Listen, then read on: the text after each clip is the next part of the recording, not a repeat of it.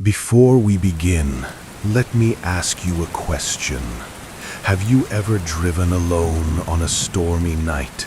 Rain smashing against your windshield, the road swallowed by darkness, and felt that sudden freeze in your chest, like something cold and patient is watching from just beyond the headlights, waiting for you to slow down. Chapter 1. Abandoned car on a dark road. Sam gripped the steering wheel tighter as the rain pounded against his windshield, the wipers slashing back and forth like frantic arms trying to clear the blur. He was on his way home from a late shift at the warehouse, the kind of job that left his muscles aching and his mind numb. The road stretched out before him, a narrow ribbon of asphalt cutting through dense woods with no streetlights to pierce the darkness. It was just past midnight, and the only company he had was the static hum of the radio, fading in and out with the storm. Something caught his eye up ahead, a faint glow piercing the gloom like a pair of distant eyes. As he drew closer, the shape materialized into an old sedan parked crookedly on the shoulder, its headlights beaming straight into the trees, engine rumbling softly under the hood. No one was inside, at least not that he could see from his slowing car. The doors were shut, windows fogged slightly from the inside, as if someone had just stepped out moments ago. Sam felt a prickle on the back of his neck, the kind that comes from being watched, but he shook it off as fatigue playing tricks. He eased his foot off the gas, his truck rolling to a stop a few yards behind the sedan. The rain drummed harder now, turning the world outside into a watery haze. Why would anyone leave a car running like that, he wondered, especially out here where help was miles away. Maybe a breakdown, or someone in trouble. Sam wasn't the type to ignore that, not after his own rough past with a stalled engine in a snowstorm years back. He killed his ignition, the sudden silence amplifying the sedan's low purr, and stepped out into the downpour. Water soaked through his jacket instantly, cold fingers seeping into his skin. He approached the car slowly, his boots crunching on wet gravel, heart beating a little faster than it should.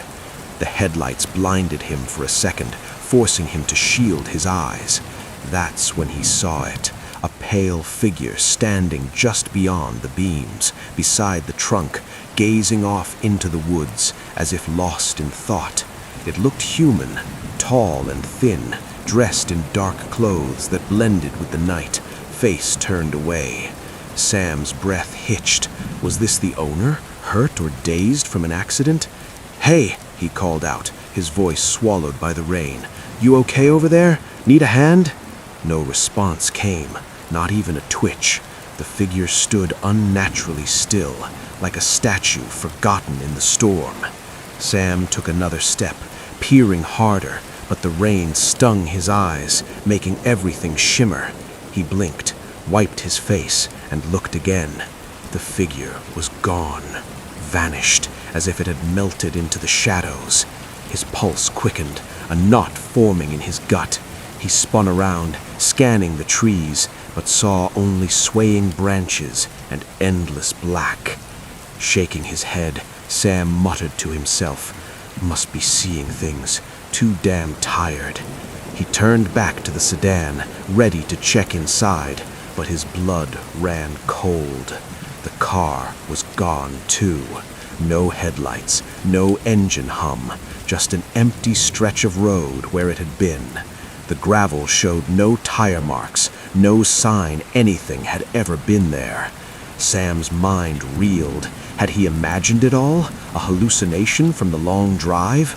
But the chill in the air felt real, heavier now, pressing against him like an unseen presence.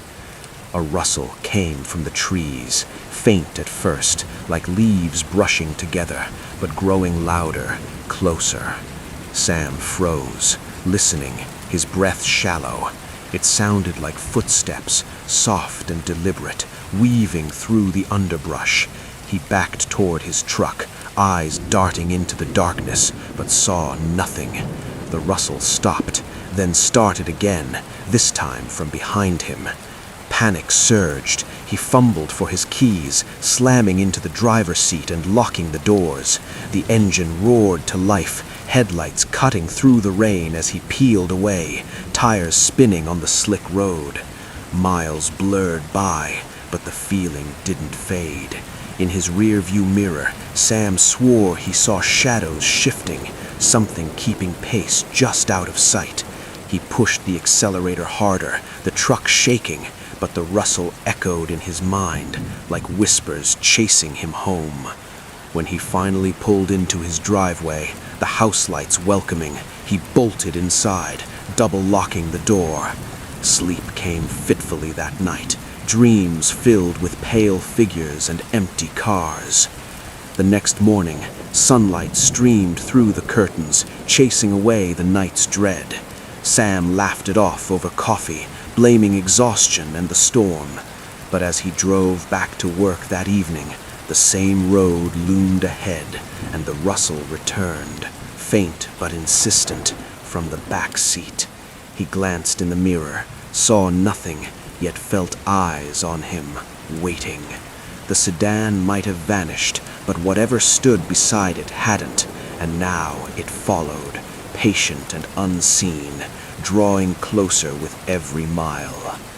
Days turned into weeks, and the encounters grew bolder.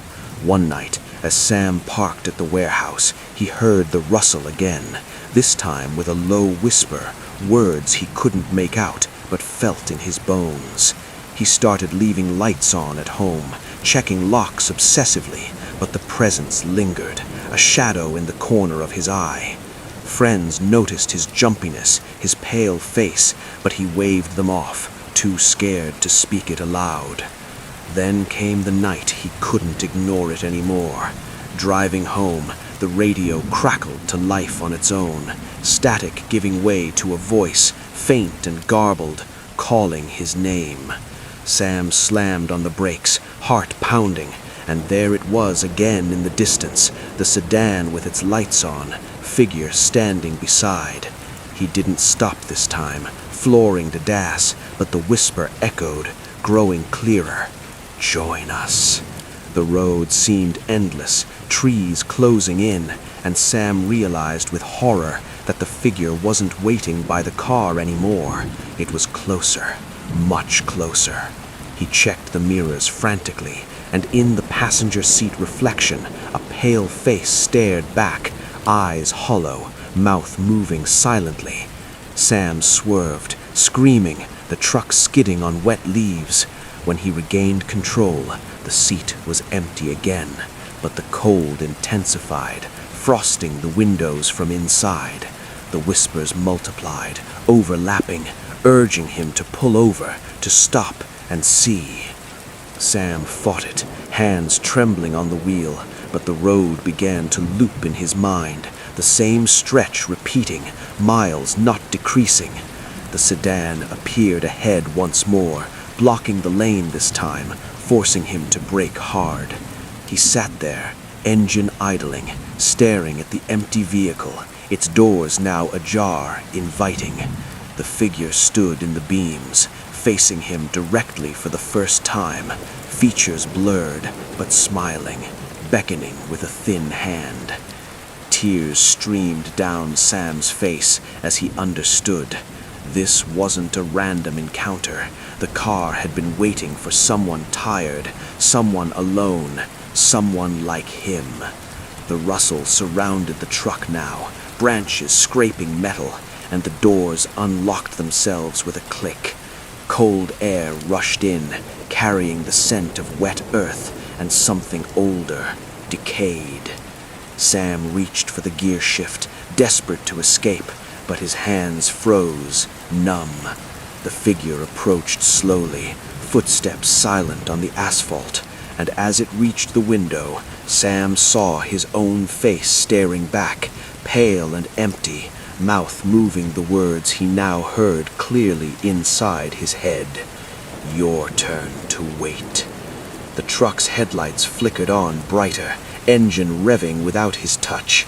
Sam felt himself fading, body growing heavy, as the figure slid into the driver's seat beside him. No, through him.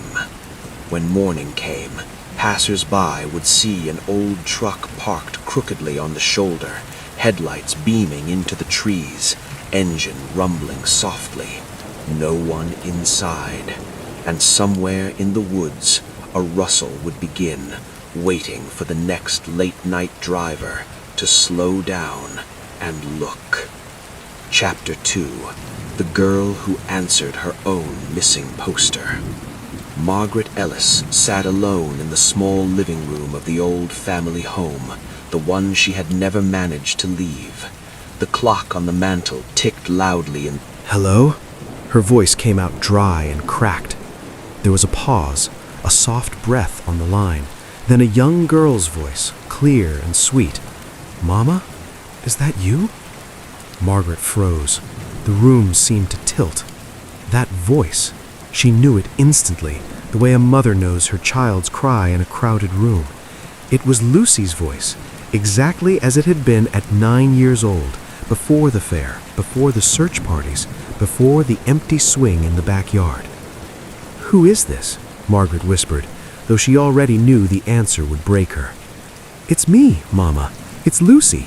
The girl sounded excited, a little scared. "I missed you so much." Margaret's knees buckled.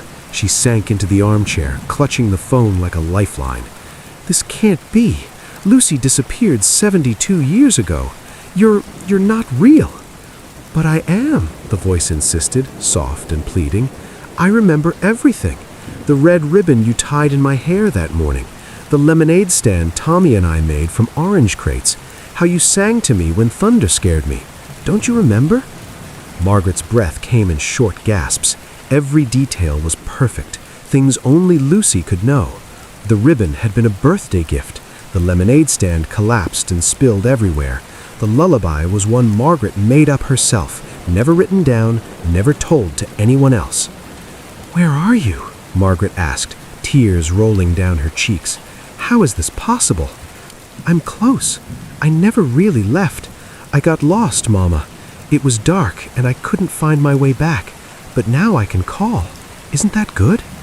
Margaret pressed a trembling hand to her mouth. The voice was so young, so alive, while her own body felt ancient and crumbling.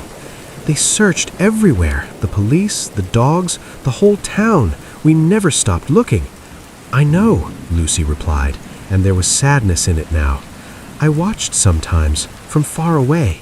You looked so tired, Mama. I wanted to come home, but the way was closed." The line crackled faintly, like distant summer insects. Margaret wiped her eyes, trying to think clearly. Are you a ghost?" A soft laugh, the same giggle that once filled the house. "No, silly. I'm just me, you're Lucy. Do you still have my teddy bear, the one with the missing ear?" "It's on my bed, right where you left it." "Good," Lucy whispered. "I knew you kept it safe." They talked for hours. Margaret asked questions only her daughter could answer, childhood memories buried deep, and every response was flawless.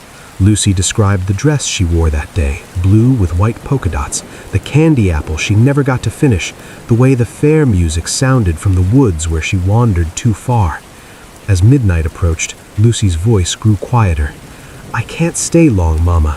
The connection gets weak, but I'll call again tomorrow, okay? Same time." "Please don't go," Margaret begged. "Stay with me." "I have to, but I'm always here. Look at the poster sometimes. I'm smiling for you."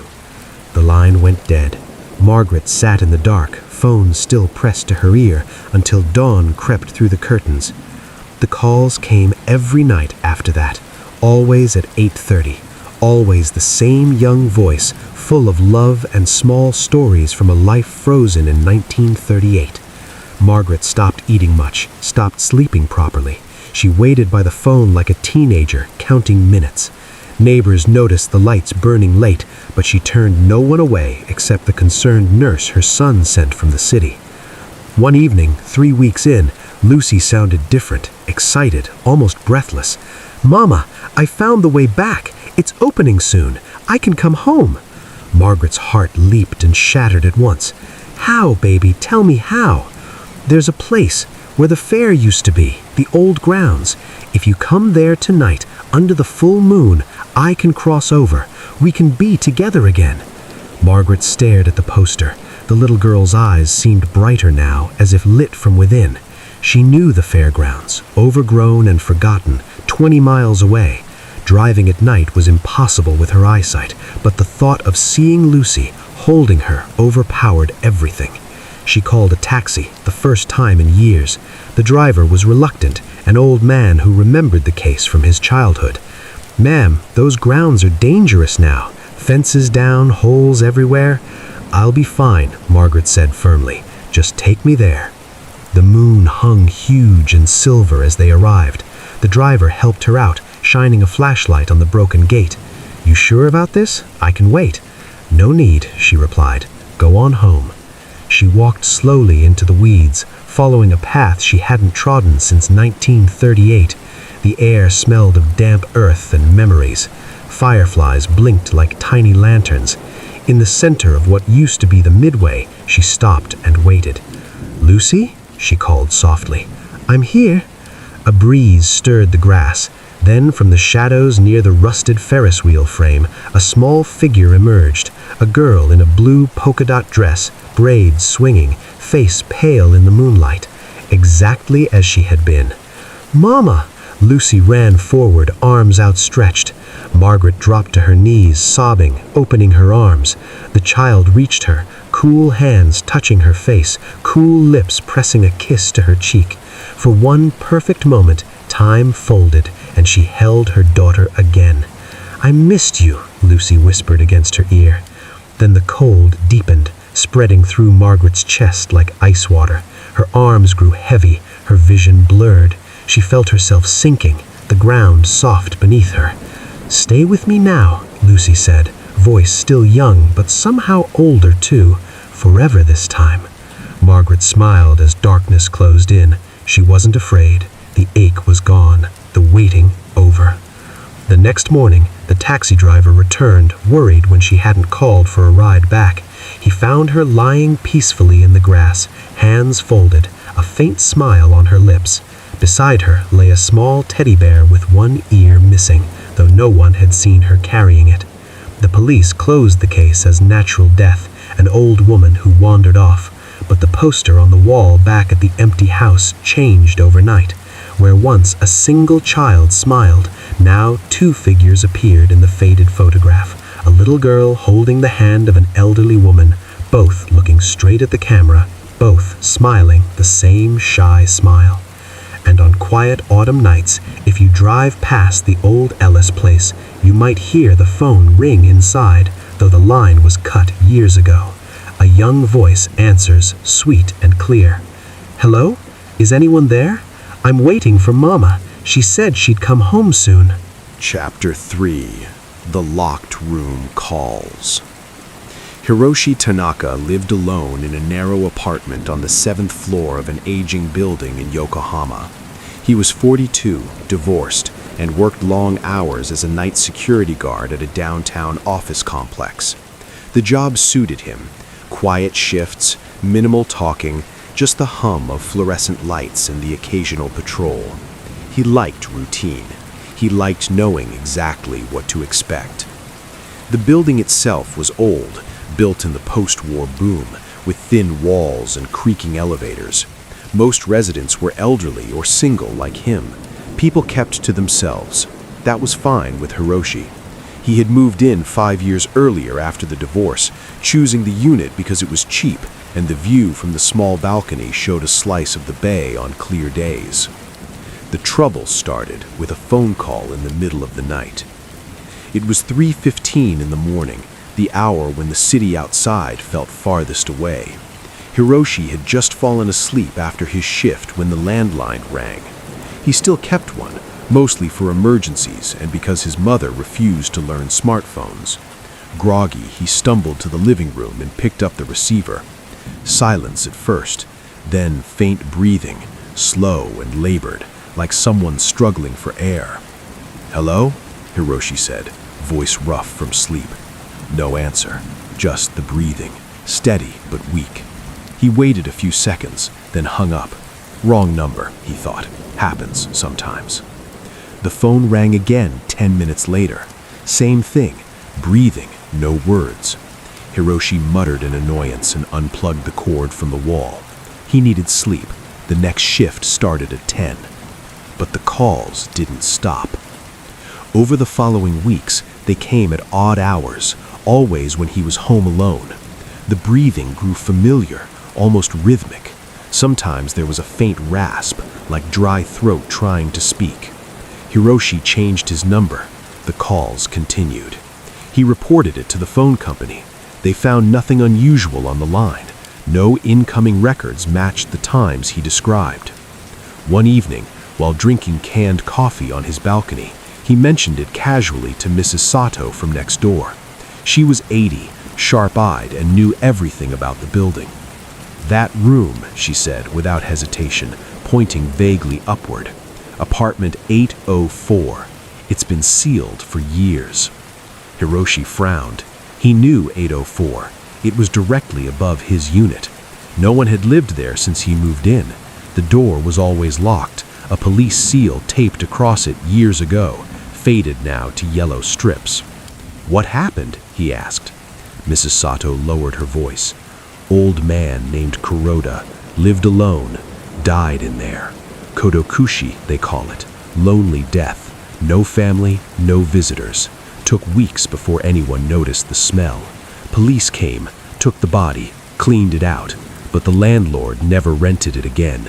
Bad luck," he said. Hiroshi felt a chill despite the warm evening air. When was this? 7 years ago, maybe 8. He did the math. The calls had started 5 years after the death. That night, the phone rang again. Hiroshi had plugged it back in, curious now. He picked up immediately. The breathing was there, closer somehow, as if the mouth was pressed to the receiver. Then, for the first time, a sound, a low groan, pained, followed by a single word, raspy and faint. "Help." Hiroshi's skin prickled. "Who is this?" Another groan, then silence. He couldn't sleep after that. He lay in the dark, listening to the building settle, pipes creaking, wind against windows. At one point, he thought he heard footsteps overhead, slow dragging steps across the floor of 804. But that was impossible. The room was sealed. The calls became nightly, always the same pattern, breathing, then the plea. Help.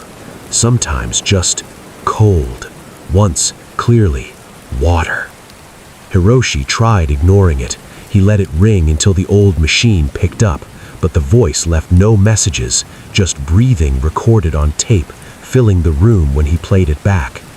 He started researching. Kodokushi cases were common in Japan, thousands each year. Elderly people dying alone, bodies undiscovered for weeks or months. Sometimes the spirits lingered, people said, phones ringing in empty rooms, lights flickering, small things. But this felt personal. One afternoon, unable to stand it anymore, Hiroshi went to the building manager's office on the first floor. Mr. Yamada was in his 60s, balding, always smoking despite the signs. "I want to know about 804, Hiroshi said directly. Yamada exhaled slowly. "Why?" "The calls. They're coming from there, I think." The manager stared at him for a long moment, then stubbed out his cigarette. "You hear them too?" Hiroshi nodded. Yamada sighed. "Kuroda-san was a quiet man, retired salaryman, no children, wife died young. He kept to himself, paid rent on time. Then one summer, nothing. Mail piled up. Smell started. We called police. He pulled a key ring from a drawer, heavy with old keys. They sealed it after, said it was cleaned, but things happen sometimes, in old buildings." "Has anyone else complained?" Hiroshi asked. "Previous tenant below you moved out quick, said the same. Phone calls at night, breathing." Yamada hesitated, then slid a key across the desk. "Go look if you want, but don't tell anyone I gave you this." Hiroshi took the key. It felt cold in his palm. That evening, he climbed the stairs to the 8th floor. The hallway was dim, lights flickering slightly. Apartment 804's door looked untouched, police tape brittle and peeling. He peeled it away carefully, heart pounding, and slid the key into the lock. It turned easily. The door opened with a long creak. Inside, the air was thick and stale, heavy with dust. Moonlight filtered through drawn curtains, revealing sparse furniture covered in sheets. A low table, a futon rolled in the corner, bookshelves empty, everything coated in gray. Hiroshi stepped inside, flashlight beam cutting the dark. The layout mirrored his own apartment below. Kitchenette to the left, bathroom ahead, single room with balcony.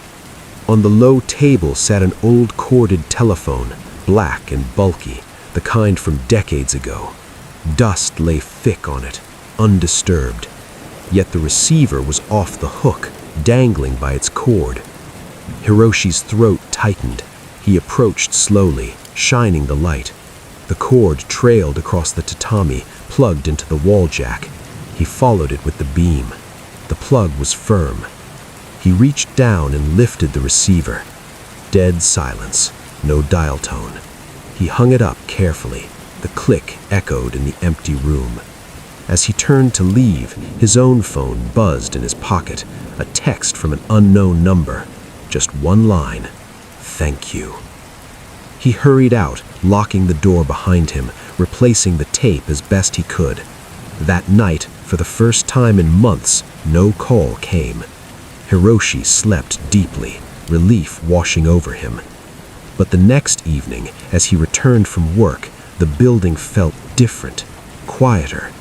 He rode the elevator up, nodding to Mrs. Sato in the lobby. She looked at him strangely. "You okay, Tanaka-san? You look pale." "I'm fine, actually sleeping better." She nodded slowly. "Good, after what happened upstairs." He froze. "What do you mean?" Her eyes widened. "You didn't hear? Police came this morning, broke into 804, found something." Hiroshi's stomach dropped. "What?" "A body, skeleton really, sitting at the table, holding the phone receiver, like he'd been trying to call." The hallway tilted. Hiroshi gripped the wall. "But I was just there yesterday," he whispered. "It was empty." Mrs. Sato shook her head. "No, dear, it's been sealed since Kuroda died. Police said the body was recent, maybe a year or two. Some homeless man must have gotten in somehow." Hiroshi barely heard the rest. He stumbled to his apartment, hands shaking as he unlocked the door. Inside, everything looked normal, but on his kitchen counter sat the old black telephone from 804, dust-free, receiver properly hung up. He hadn't brought it down. That night, at 3:15 exactly, it rang. Hiroshi stared at it, terror rooting him in place. He didn't answer. It rang 20 times, then stopped. The silence that followed was worse. In the morning, he called the manager. No answer. He called the police anonymously, reported strange calls from a sealed apartment. Officers came that afternoon. They broke down the door of 804 again. This time, they found nothing. No skeleton, no phone on the table, just empty dust. But in Hiroshi's apartment below, the black telephone remained, and every night since, at 3:15, it rings. He still doesn't answer, but sometimes, late at night, he hears breathing from the receiver even when it's on the hook. Slow, labored, waiting. And once, just once, he picked it up. The voice on the other end was his own, weak, raspy, cold.